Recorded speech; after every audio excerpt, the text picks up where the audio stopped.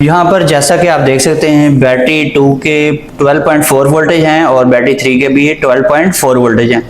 अब इन दोनों बैटरीज के 2 और 3 के वोल्टेज हैं कम और बैटरी 1 और बैटरी 4 के हैं 12.6 वोल्ट। तो बैटरी 2 और 3 के वोल्टेज कम आ रहे हैं, तो बैटरी 2 और 3 की सबसे पहले ग्रेविटी चेक करते हैं कि इनकी ग्रेविटी कितनी आ रही है। यहाँ पर हमारी ये बैटरी 1 है, ये 2 है, ये 3 है। इन दोनों के वोल्टेज लो हैं, इनकी ग्रेविटी चेक करते हैं। और ये 4th बैटरी है, ये 1 है और ये है 4। इनकी ग्रेविटी ज़्यादा होगी क्योंकि इनके वोल्टेज भी ज़्यादा आ रहे हैं। सबसे पहले 3 नंबर बैटरी की ग्रेविटी चेक करते हैं। इसके एक सेल की मैं चेक कर रहा हूँ, तो ये आप देख सकते हैं यहाँ पर इसकी ग्रेविटी जो है वो लो है। और नंबर अगर चेक करें इसका, तो ये अप्रॉक्सीमेटली 1225 के करीब है। अब ये 7 वाले सेल की मैं चेक कर रहा हूँ। इसी बैटरी का जो 7 वाला सेल है उसकी ग्रेविटी आप देख सकते हैं, ये डेड ग्रेविटी पे है। जहाँ पे रेड स्टार्ट हो रहा है यहाँ पे होती है 1150। तो ये 1150 ग्रेविटी जो है वो सही नहीं है। इसको लाजमी तौर पे चार्ज करवाना चाहिए, अच्छी तरीके से इस बैटरी को इक्वलाइज करना चाहिए। एक तो चीज़ ये है कि इक्वलाइजेशन से पूरी हो सकती है ग्रेविटी, अगर फिर भी पूरी नहीं होती तो फिर इन्वर्टर में जो दूसरी सेटिंग है वहां से इसको पूरी करने की कोशिश करते हैं। तो होता है एक आध सेल ही है जिसकी वजह से पूरी बैटरी के वोल्टेज लो हो जाते हैं। लेकिन आपको जब भी टेस्ट करना है आपने सारी बैटरी के सारे सेल्स ही चेक करने हैं। यही वो 3 नंबर बैटरी है जिसके अंदर वोल्टेज मैंने आपको दिखाए वो कम आ रहे थे। अब दूसरी 7 वाली 2 नंबर बैटरी है, उसके भी कम आ रहे हैं, उसको भी चेक करेंगे। लेकिन पहले इसके मैं सारे सेल्स चेक करूंगा।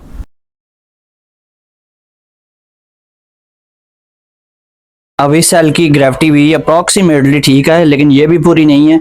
ये भी तकरीबन 1210 के करीब है, उसको भी पूरा किया जा सकता है।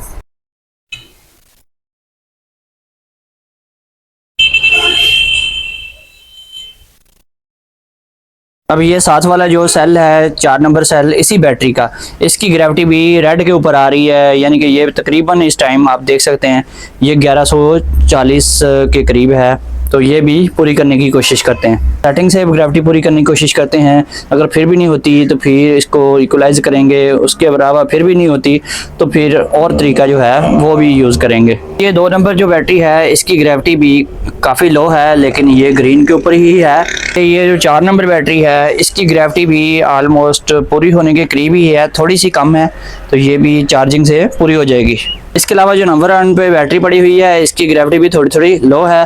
तो ग्रेविटी पूरी करने के लिए आपने जो सबसे पहला काम करना है वो आपने इन्वर्टर की सेटिंग को चेक करना है। उससे भी पहले आपने ये चीज़ देखनी है कि आपने जो लोड डाला हुआ है वो कितना है। यहाँ पर मेरा जो लोड है इस टाइम 1.4 किलोवाट है और सोलर जनरेशन कितनी है 600 वाट।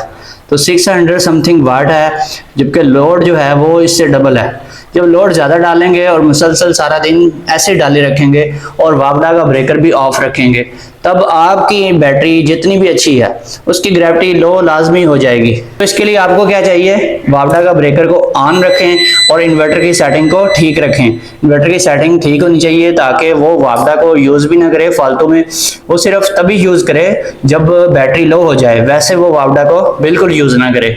अब देखें जैसे ही मैंने ये ब्रेकर वापडा वाला ऑन किया है चार्जिंग स्टार्ट हो गई है। अब ये सेटिंग की वजह से चार्जिंग जो है ये सोलर पैनल से हो रही है।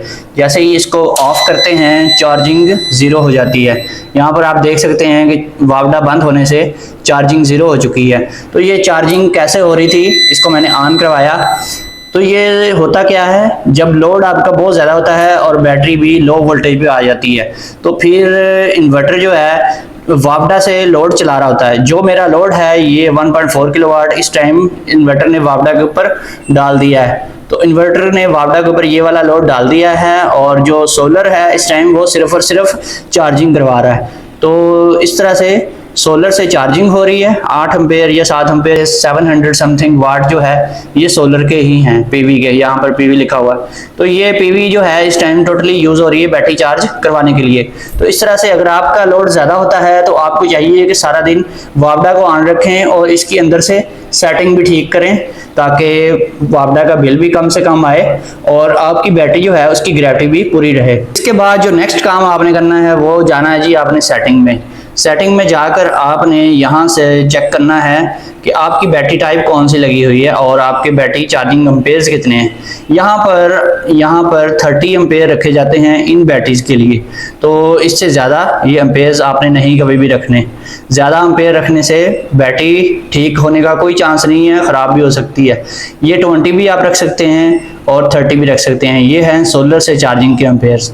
तो इसके बाद आपने नेक्स्ट में आना है 5 नंबर पे। 5 नंबर पे यूएससी रखना है। यहाँ पे कुछ लोगों ने AGN या FLD रखा होता है। यूएससी करने के बाद आपने फिर जाना है, ये हैं वापडा के एम्पेयर्स। ये 40 एम्पेयर करने से भी ग्रेविटी लो ही रहती है, कोई फायदा नहीं है। तो इसलिए बैटरी जो है उसकी ग्रेविटी का इससे कोई खास ताल्लुक नहीं है, इसलिए इसको आपने नॉर्मल ही रखना है। इस बैटरी के लिए इसकी वैल्यू आप मैक्सिमम 20 रख सकते हैं।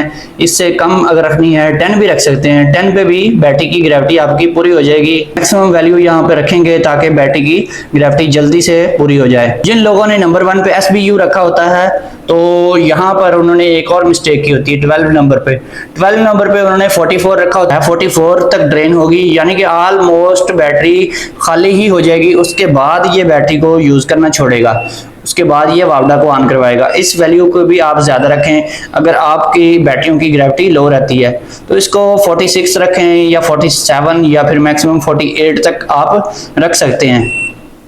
अगर बैटरियों की ग्रेविटी का इशू आ रहा है तो इसको आप 48 तक रख लें। इसके बाद 13 नंबर पे भी आपने FUL रखना है। अगर आपने नंबर 1 पे SBU रखा हुआ है तो इसको भी FUL रखेंगे, यानी कि जब तक बैटरी फुल चार्ज ना हो, इसके ऊपर लोड ना आए। यहाँ पर मैंने FUL कर दिया है। इसके बाद आपने आना है 16 नंबर पे। 16 नंबर पे OSO का मतलब है कि वापडा से चार्जिंग बिल्कुल ऑफ है। अगर आपके सोलर पैनल्स कम हैं या आपका लोड ज़्यादा होता है दिन के टाइम, ख़ास तौर पे असर के टाइम पे आप ज़्यादा लोड डालते हैं, तो फिर आपने इस वैल्यू को भी चेंज कर देना है।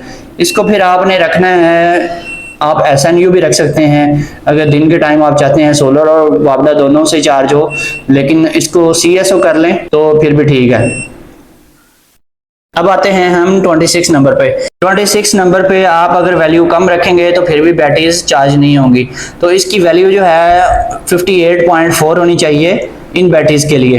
इसके बाद 27 नंबर पे 56 भी रखेंगे तो फिर भी बैटरियों की ग्रेविटी पूरी नहीं होगी। मैंने आपको बताया इसकी 54.0 वैल्यू होती है। ज़्यादा वैल्यू ये कट ऑफ की रखने से फिर भी ग्रेविटी पूरी नहीं होती, जबकि बल्क चार्जिंग वोल्टेज लो थे, उसी की वजह से बैटरियों की ग्रेविटी पूरी नहीं हो रही थी। तो इस वैल्यू को भी हम कम करेंगे। इसको हमने रख देना है 54.0 पे। ये मैंने 54.0 पे कर दी है। इसके बाद जाना है आपने 30 नंबर पे। 30 नंबर पे इक्वलाइजेशन को आपने एनेबल कर देना है। इस इन्वर्टर में इक्वलाइजेशन एनेबल नहीं होती,